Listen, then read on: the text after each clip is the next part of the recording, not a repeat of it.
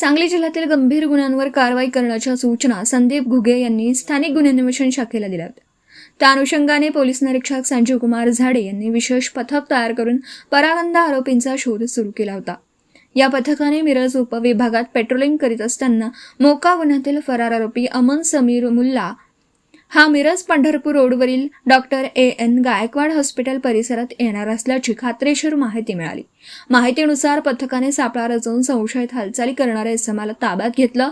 चौकशी दरम्यान त्याने आपले नाव अमन समीर मुल्ला, वय वर्ष 20, मूळ राहणार हॅडको कॉलनी सांगलीत, सध्या राहणार ब्राह्मणपुरी मिरज असं सांगितलं.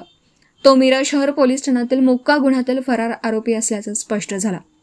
सदर गुन्हा दिनांक 28 सप्टेंबर 2025 रोजी दाखल झाला असून निखिल विलास कलगुटगी राहणार मंगळवार पेठ मिरज यांच्या खून प्रकरणी एकूण 15 आरोपी आणि 2 विधी संघर्षग्रस्त बालकांचा समावेश आहे.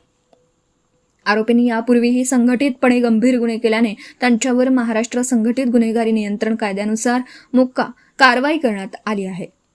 विशेष पोलीस महानिरीक्षक सुनील कुलारी यांच्या मान्यतेनंतर हा गुन्हा मोक्का अंतर्गत नोंद करण्यात आला होता. दरम्यान गेल्या 7 महिन्यांपासून फरार असलेला आरोपी अखेर पोलिसांच्या जाळ्यात अडकला. सदर गुन्ह्याचा पुढील तपास उपविभागीय पोलीस अधिकारी विपुल पाटील करीत आहेत.